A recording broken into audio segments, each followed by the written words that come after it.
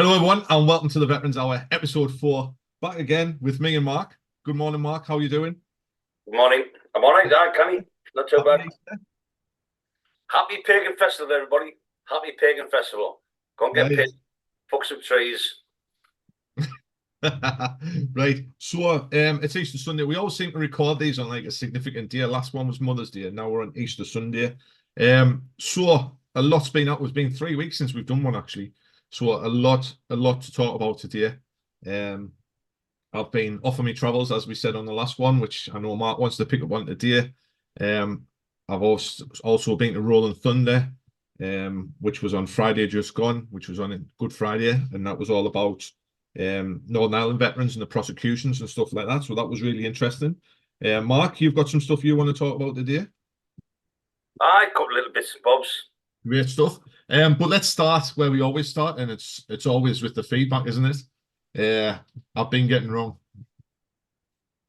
Mama Shirley's been on it as Who? Mama Shirley, my mother. Oh, what's she said now? Oh, she said, Andrew, you're swearing more than Mark now. She's need to pack it in. So no swearing for me today. But she was quite happy that you weren't swearing as much as well.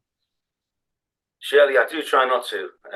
It's just that sometimes when I'm talking to like-minded veterans, like your son here, like the words are just pulled out of me.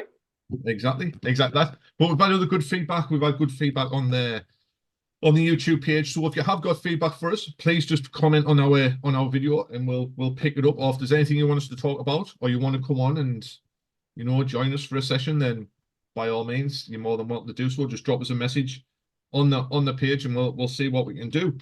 But that's going to lead us on to today, and we're going to start with a brand new feature for our podcast going forward, and it's called the Mark's Minute, right? And this is from the last podcast. Yeah. So the last podcast we did, we spoke about a certain Facebook post that you had. Yeah. Can you remember that one? Where you wanted to sandblast your shins because of a 13-year-old's birthday party? Yes. So I've decided that every week, right? Every time we do this, I'm going to pick up one of your Facebook posts. So I've picked up another one. And honestly, you just crack me up, mate. You just keep us going. I need to lock that shit down, don't I? No, keep it going. I love it. Update. Here we go then. Mark's Minute. Here we go. This is your post. Update on the new Roadhouse movie. I can't even pronounce this guy's name. Jack Gyllenhaal was good, Yeah. but not the shy, reserved type played by Patrick Swayze. It was hijacked by big film cock jockeys. Now for you, mate. Connor shit. I presume you're talking about Conor McGregor. Can't Correct. MC potato heed. You can't act your Paddy cave dwelling Egypt. Stick to your roots and cork your huge thonker. You were strongly awful in that movie. Connor, truly wank, son. Sorry, Mum. I set fire to my fucking eyes last night, for fuck's sake. How's your eyes? You're all right. How's your eyes? You're all right now. Comment on your post. Here we go. I love these. This makes us. I can't stop laughing, mate. What did Debs think of it? Debs, same. Laugh out loud. Jody, we're not talking about him yet. Too delicate. Yeah, it was emotional. I'm watching it. I'm watching it later. Someone else commented. Your reply: don't. Let's do a Zoom meeting and watch me dance. Trust me, it's better than that shite.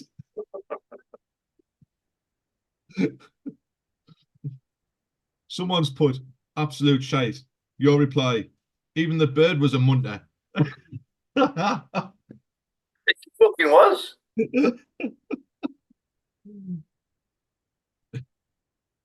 Final comment I'm going to read out, right? Take you didn't like it. Your reply: no.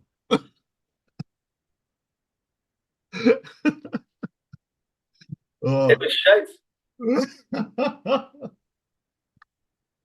It was just, mate, honestly, mate, I could pick about 4 or 5 of your Facebook posts up there, but I've just chose that one.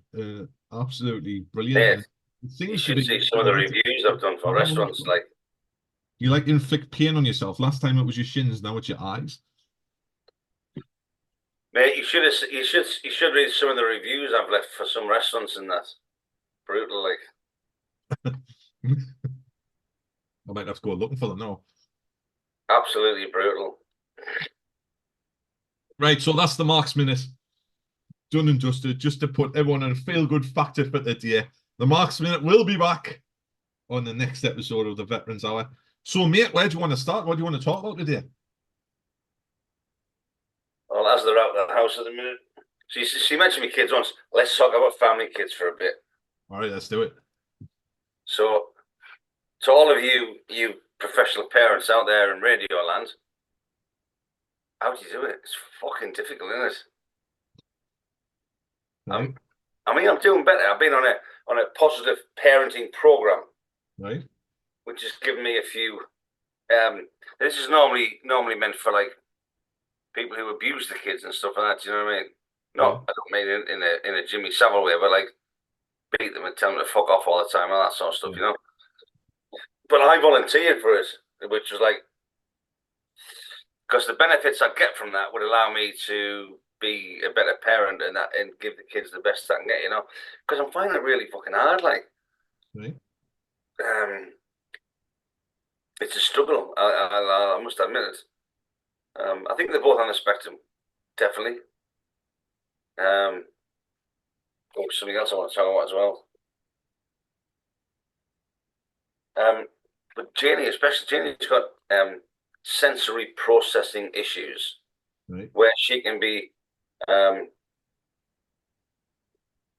oversensitive or undersensitive to a plethora of things, depending on how she feels on the day. You know. Yeah. It's so because the hat might not be feeling right, then she needs more aggressive workouts and stuff like that. You know what I mean? Yeah. It's a fucking minefield, and I'm trying, but I'm not getting it like just yet. I just don't understand it. I think it's going to happen overnight for you, is it? No, it's not. It's going to be a process, mate. Definitely going to be a process, like. It's going to be a long one. And easy one for you. Well, then. I've recently been tested for something. HIV. No, I'm getting rid of that. Oh, yeah. Excellent. ADHD. Right. Oh, this is interesting because my kids think I've got ADHD. I think you've got it. Right. My eldest, Erin, she thinks I've got ADHD. Well, I've done a test for it. Right. How much that cost you? Oh, no, you can do it on the www.gov.co.uk. But then you got to do it. You got to take it to the doctors, and then the doctors jump through all the hoops for you, and then they do their tests. You know what I mean? That test from the gov dot thing is just like an indicator thing. I thought it was, but there's like never, rarely, sometimes, absolutely all the fucking time. Mm-hmm. You fucking knobhead. Yeah. And I've got the last one with everything.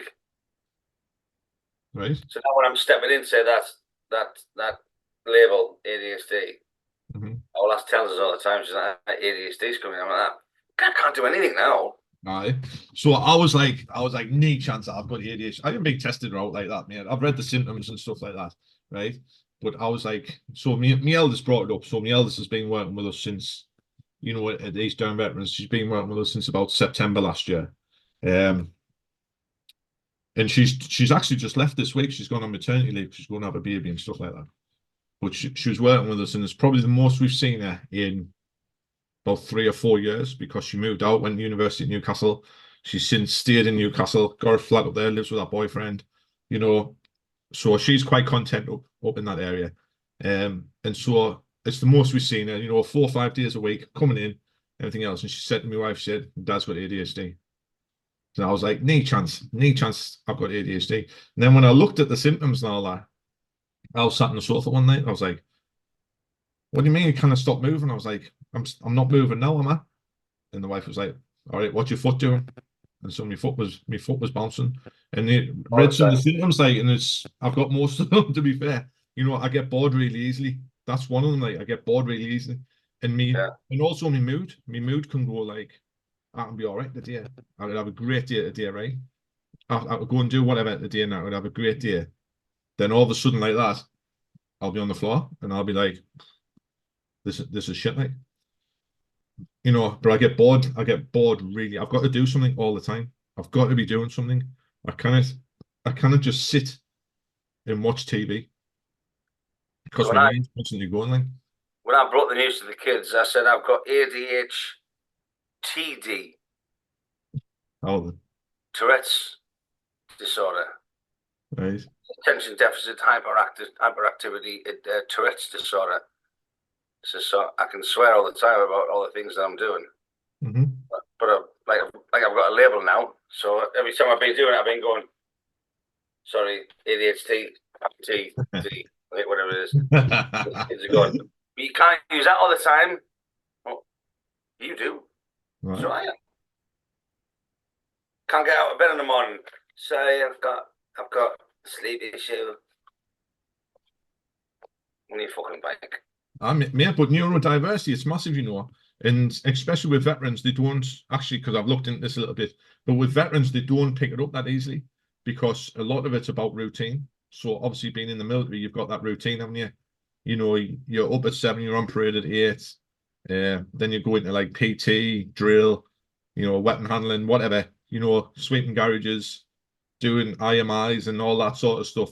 And you're in a massive routine. You finish at 5, you go to the cookhouse with your mates, you go half the block, you go to the gym for an hour, you come back, you play some PlayStation, you go to bed, and it's like, you know, repeat the next day. So because you're in that routine constantly, even when you go on operational tours or you go on exercise, you're always in that routine. So it's very, very difficult for people to pick up on it.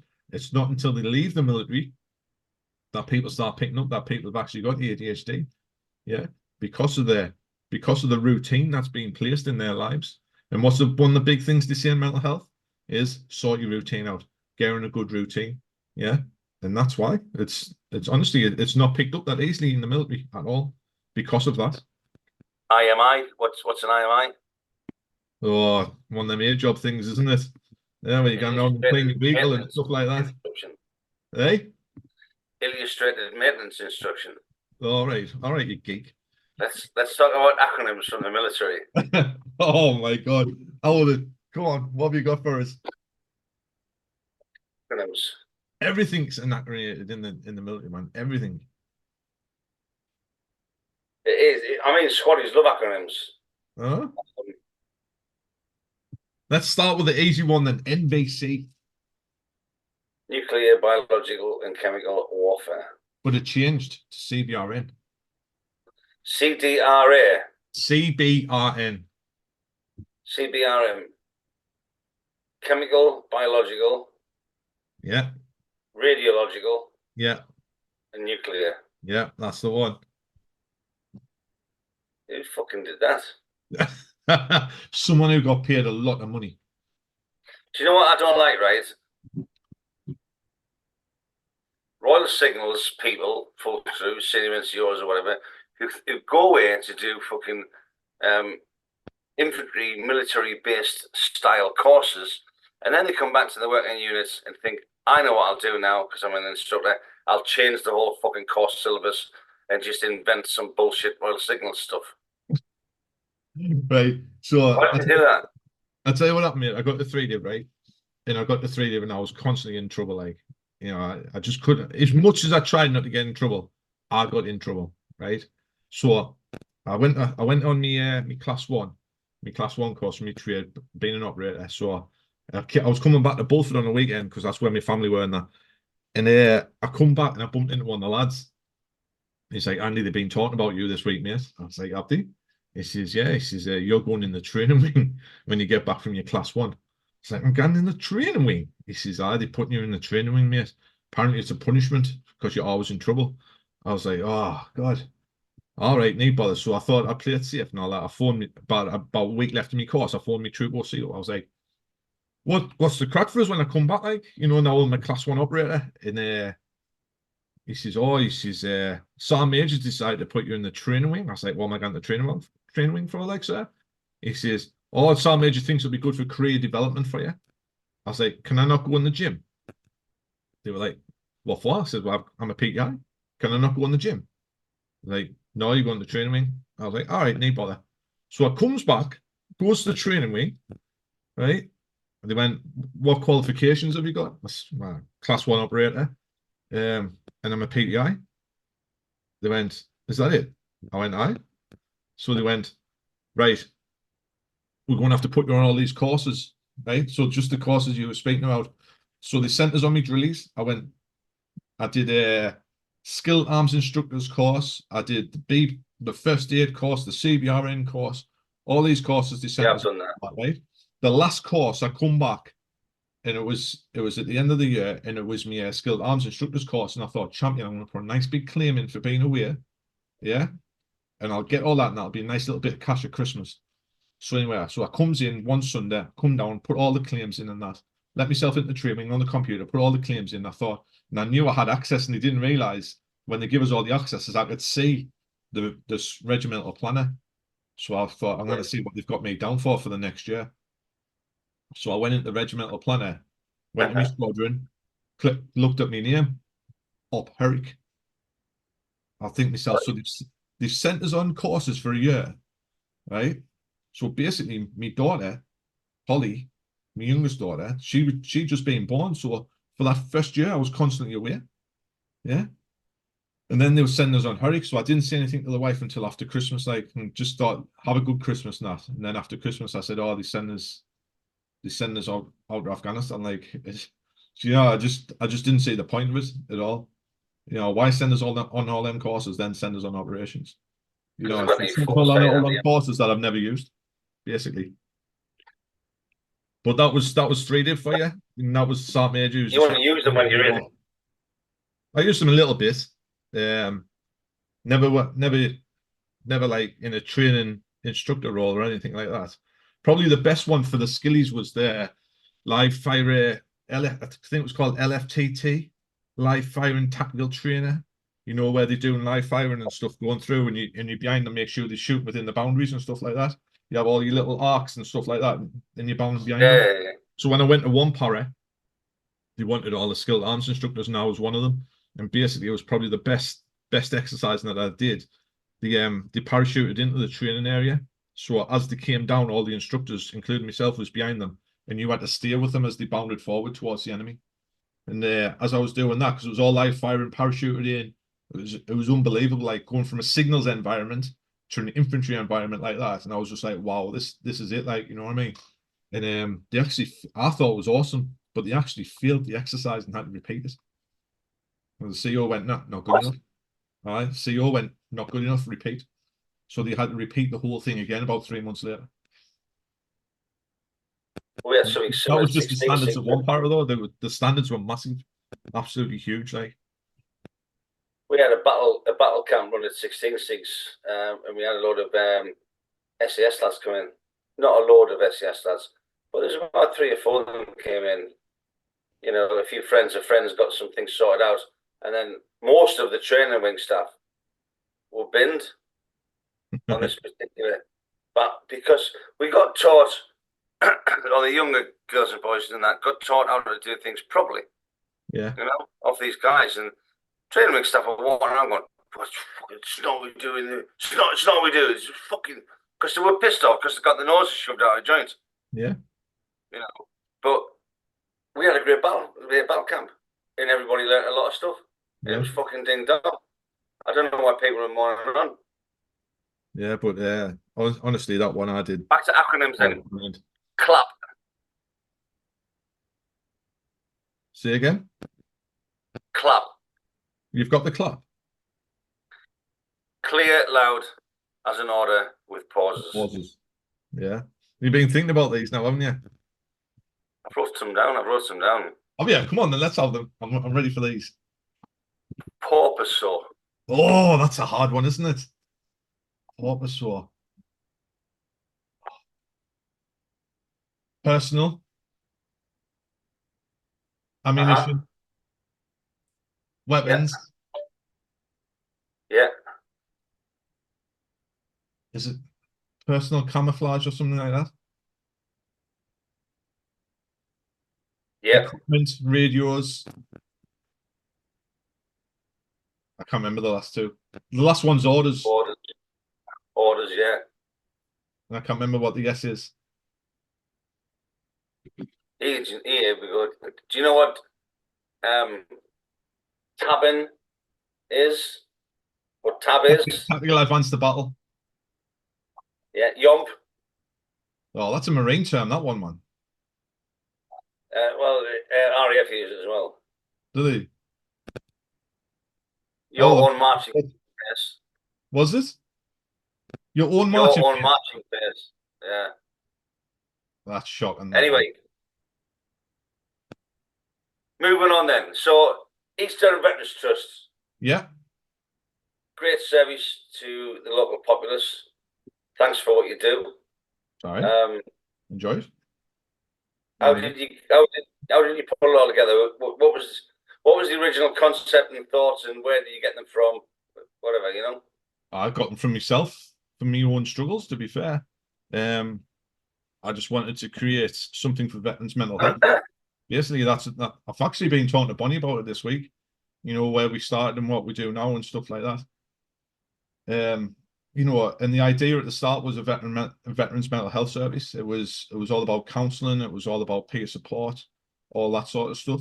And since then we've obviously introduced other things. One of the things we found at the start was it's not as easy as just going, right, there's a counsellor, go and sit with a counsellor for an hour and that'll sort you out, because some people have lots of other things going on. So it's like, okay, what's people got going on in their minds?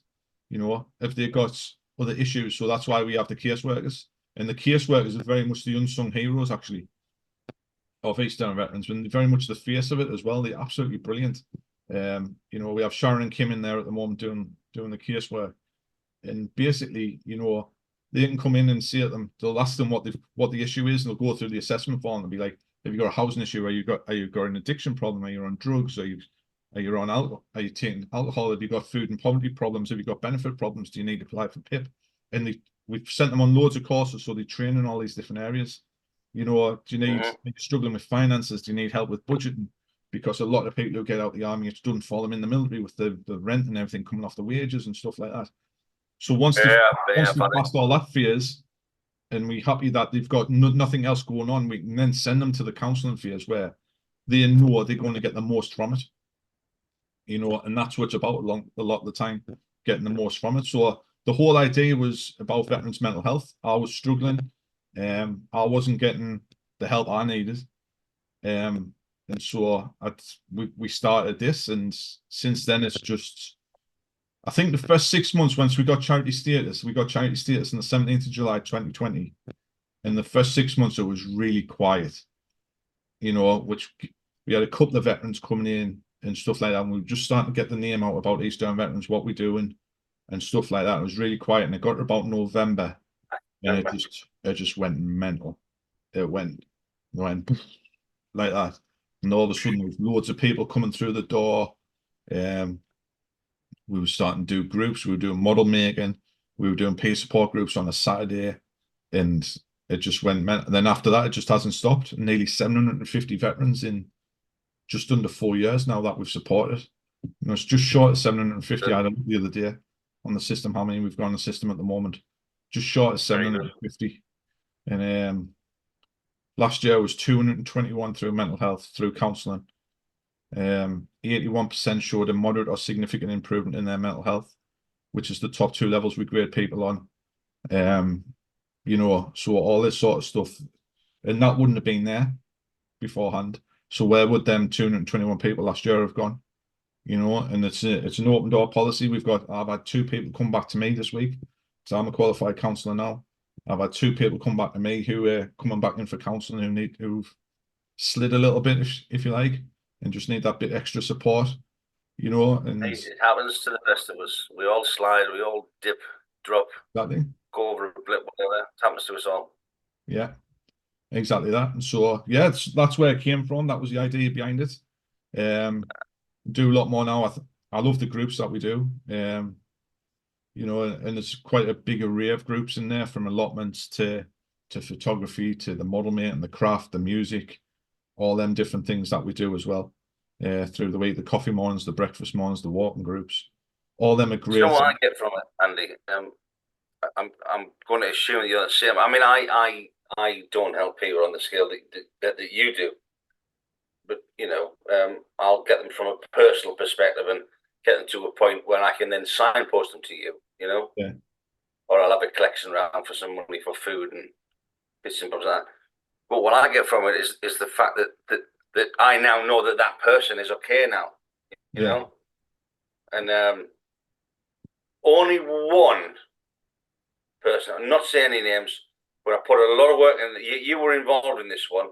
Yeah. I put a lot of work into this chap, and I lent him a lot of money from my bank account, and I got him a job, and he's doing really well by all accounts. So fair play, he's doing really well. And I know that I don't know if I'm going with it, I've lost it a little bit, but I know that we don't do it for hugs and cuddles and high fives and all the rest of it. But he could have said fucking thank you. Yeah. He could have said, cheers, mate. So that one kind of pissed me off. I mean, I know we don't do it for thanks. It's nice, the thanks that we get to see that they're all right. But a little bit of like, cheers, mate. We wouldn't have gone amiss. Have I gone down the rabbit hole there or what? Or... No, I don't think. Yeah, I think we get like all different types of people come in. To be fair, we'll get the people who are very grateful for what we do and how we've helped someone and things we put in place, and we do bend over backwards. We don't believe in signposting. That's why the casework is there, so they'll case manage that case. So if we have, say, Mark Appleby comes in and he needs something from SAFA, we'll deal with SAFA on his behalf, and we'll deal with whoever on their behalf, But you'll have some people who come in and are extremely grateful, kind of thank you enough, and then you get the other ones who come in and unfortunately just expect it. Yeah, so we get the ones that come in that are very grateful, and like I said, we get the ones who come in unfortunately just expect it, and they're not normally the ones who like join the groups and stuff like that. They just come in when they need something, if you like. Some people, not all people like joining the groups, some people, which is a shame because the banter that goes on in the groups is brilliant. Like, I mean, who was I speaking to the other day? He was an engineer, Asda. I was in Asda in Peakley and I bumped into a guy and had me hoodie on. And he went, "Oh, I'll follow you on Facebook and everything else." And I was like, "Brilliant, mate." I says, "You should come down. You should come down." I says, "What were you in?" He says, "Engineers." I says, "Oh, how we doing, mate?" I says, "I'm going enough engineers to take the piss out of." Like that. And he just laughed. Do you know what I mean? But that's the Scotty banter that he gets straight away. So hopefully he'll come down, And that's what's great about it, is that everyone in there, they pretty much speak the same language. They'll have a bit of banter with them. But when someone's feeling down or low, they'll come to us and go, "Look, Dave's not in a good place today. Do you want to go and have a chat with them?" And it could be me, it could be one of the lasses, one of the caseworkers. We've got Butch in there who's doing the driving now. XLI, he's absolutely phenomenal. Oh, Long grey beard, looks like Gandalf. Gandalf. Aye. So Butch is doing a great job. And when he's not driving, he's just sitting talking to people, and he loves it because he's had years where people haven't spoke his language, and now everyone speaks his language, and the stories he's got are class, And it's just a good place. It's a good place to be. It really is, And people come in, and some people have got big problems, some people not so big problems, but they all treat exactly the same. They all treat with empathy. It's a non-judgmental service. It's a service now that's going through accreditation, which I never thought we'd get, for the Veterans Mental Health Service through the College of London. So, it's going through that at the moment. We're members of COBSUO. We were members of ASDIC, but ASDIC's just folded. So they're not going to be doing anything like going forward and stuff like that. So what's COBSUO? COBSUO is the Confederation of Armed Forces Charities. So you kind of just form a charity and join them. You have to be operating for like a year, and then you go through you fill the application form, and that takes another year for them to go to the boards and decide if you're worthy or not. And so there's other charities in the Northeast that have been going longer than us, who've been rejected 3 or 4 times, and we've gone in and we've been approved on the first occasion. And it's great because I went to COBSUO conference last year, which was fantastic, to say the least. Met loads of people, loads of networking going on, and then at the end, once it finished, like Mr. Mercer was on stage giving his thing, so I switched off at that point. But at the end they went, yeah, you can all go in the bar for drinks and all the rest. So I goes in the bar, and there was like this table full of wine, and people going out and get the wine, and the bar was empty. I thought, oh, I got the bar. So at the bar, a pint of Amstel, please. She went, I need bother, gives a pint. I said, how much? She went, oh, it's a free bar. I said, I'll have two. Straight away. Woof. And I was in there for about an hour. I think I had about 6 pints. Then I got talking to, I thought, yeah, it was all free. I was like, get on there. They were going to London and get a free pint. It's like, just get down the hatch. But did networking and got talking to loads of people after that as well, which was fantastic. And then just got the train home. But I think this year I'll be staying down there for a couple of days, do some other stuff while I'm down there, go and see some people and that. And then, but I'm off the Veterans Mental Health Conference as well in May. So it's my birthday on the Sunday, and I go there on the Monday, and I come back on the Wednesday. So you need again, a driver. You need a driver or some company to support you through that free bar experience. I'll. I know as a guy, huh? It's not the type of place you can go and speak your mind, though. Put it that way. Well, I'm getting better at doing that. ADHD. That's it, man. That's it. Right. So let's move on then. I've been somewhere else as well. Well, I've been on my travels, to be fair. I've been Poland.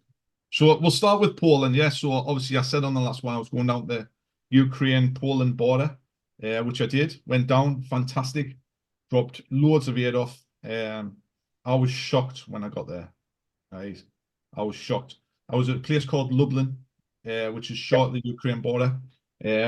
Got there, they opened 2 massive hangars, which were empty.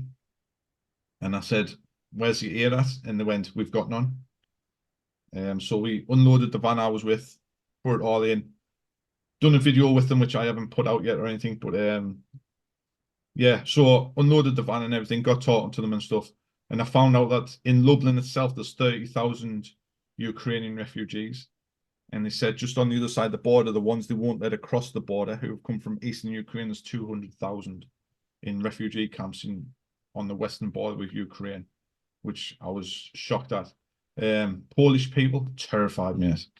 Terrified, especially in the east. Terrified of Putin. Really?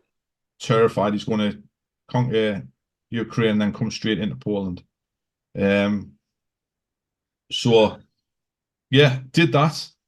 Headed back, spent another night in Poznan, and then my aim after that was to get as far west as I could in Germany.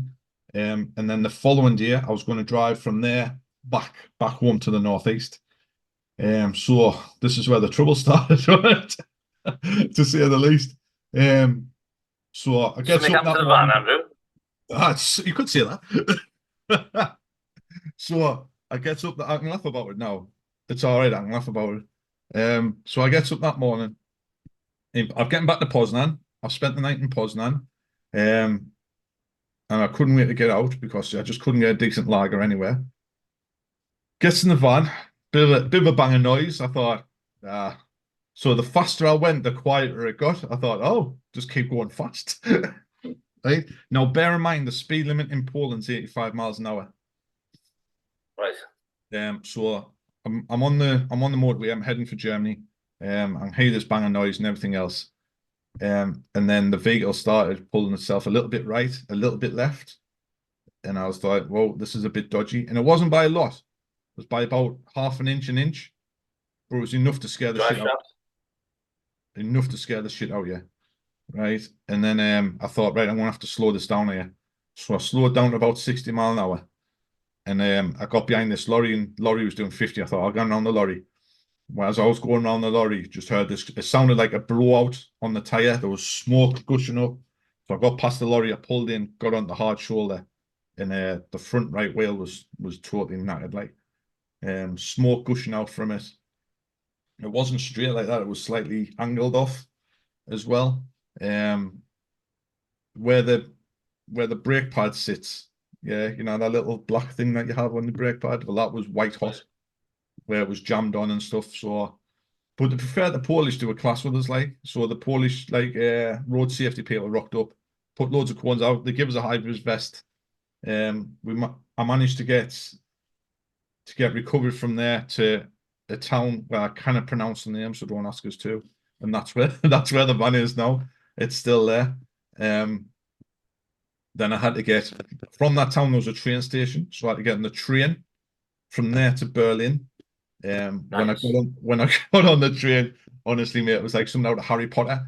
You know, the little cabins they have in Harry Potter with 6 seats in and that. All these little cabins and all that you got in, and it was like 6 seats, and you close the door, and you can close the curtain and all that. So we're in that. I'm in that, mate, right? And then as I was going back, I thought it took like ages to get to Berlin. It was like 2 or 3 hours to get to Berlin from there. But if I'd have just drove, it was only about an hour. And it was like Stalingrad. It was going. It was. I thought I was going to a German concentration camp or something, because all I could see was something like out of a war movie with all these trees and that on either side. It was like. Was it? Oh, I mean, it was horrible. I get to Berlin, and it's like I got to the central train station there, and it was just unbelievable.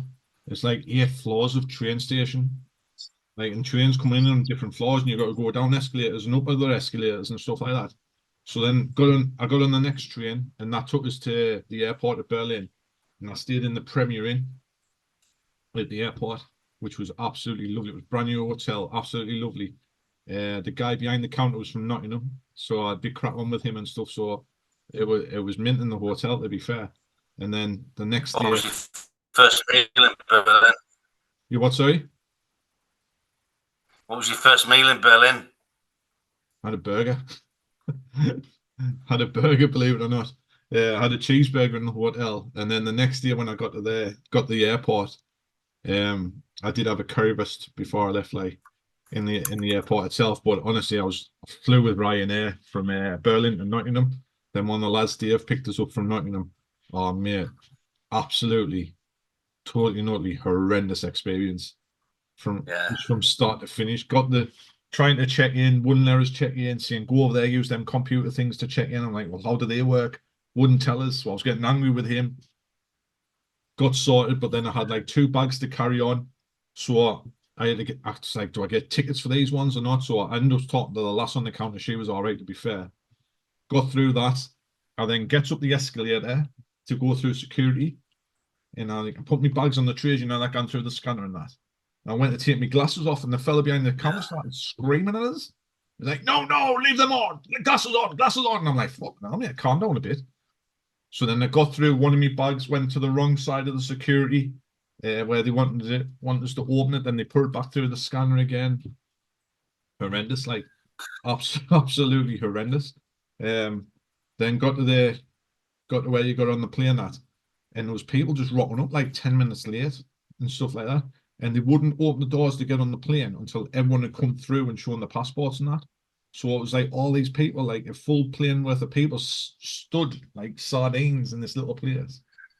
Put you on the plane. There's the Ryanair planes. There's not like going on hold or out like that. You can't open it and see what's on the menu out like that. They just come around the trolley like, what do you want? What I've gone through in the last 24 hours, a pint of vodka, please. But it's just horrendous. Just absolutely horrendous. But so at the moment, I don't like.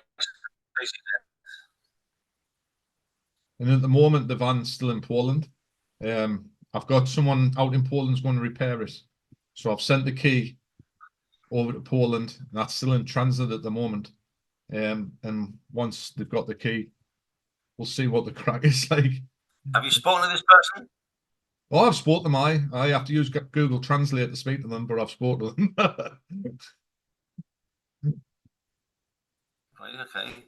So we'll see what happens. You get a good feeling from it that they're going to fix your van? Not really, no. But not really. But what else have I got?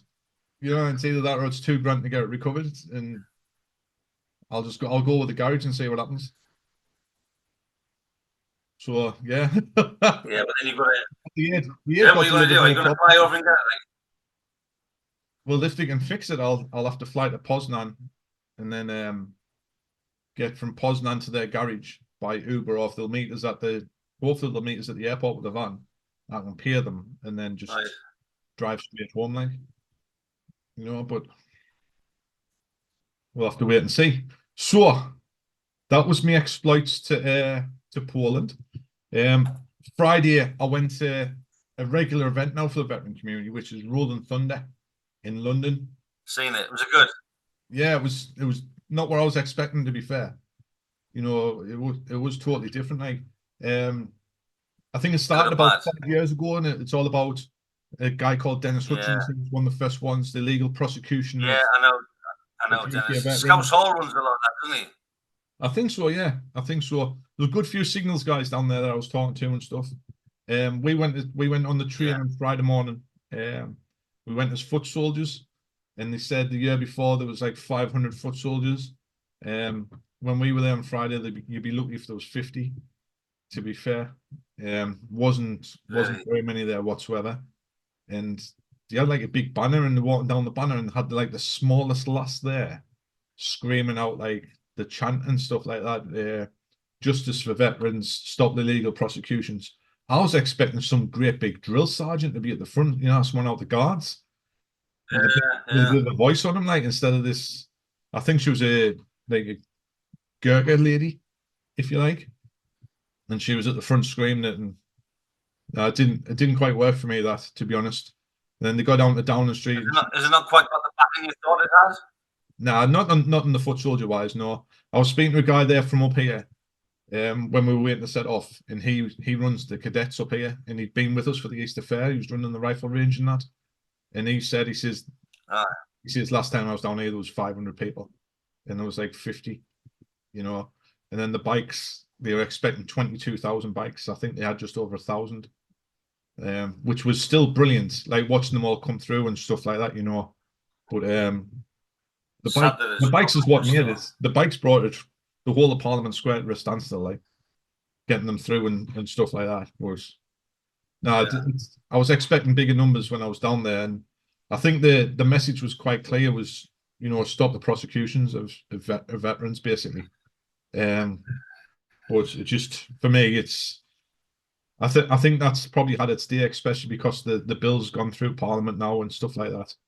You know, that might be why people didn't go. But it was nice to see, you know, and it was nice to see all the union flags and all the regimental flags flying and stuff like that. And so it was different. And then we left there and just went on the piss, basically. So we ended up in the Munich Cricketers Bar in London. If you ever go, I suggest you go to the Munich Cricketers Bar in London. It's not far from Parliament Square. Basically, a lovely currywurst and chips in there. And I had 2 Steins as well, which was beautiful. Pilsner, absolutely beautiful. Well, I made my own currywurst last week. Did you? Curry powder and tomato sauce. Nice. Basically, that's it. Just warm it up a bit. That's what it is. That's what it is. It was lovely. Like, so I had a good day. Overall, I had a really good day. Like, just shame about the numbers, and I didn't agree with the lass at the front. You know, and it's not because she's a female or anything like that. I just think if you want something like that and powerful to send the message, I was just expecting like a big drill sergeant to be at the front, you know, to call the timings off and stuff like that. But why? It was different. Like, it was very, very different to what I was expecting. Very good. When you think your van will be fixed? Got to get the key first.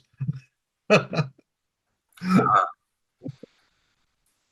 to get expensive times coming in. Tell us about it, mate. Tell us about it. Anyway, I think that's us for this week, mate. I think that's the Veterans Hour. Yeah. Sorry about coming offline there. I don't know what happened there. It must have been my internet. It just pay your bill. Put another hamster in the cage. Get the wires going again. I shall. Right, so we're on, is this 4? This is episode 4. We'll be back in 2 weeks for episode 5. Yeah. And hopefully we'll have no disruptions in 2 weeks' time. So thank you very much for that. And I'll see you. All the best. And you, mate. Have a great Easter. And I'll see you in a couple of weeks. Happy Pagan Festival, everybody. Bye-bye.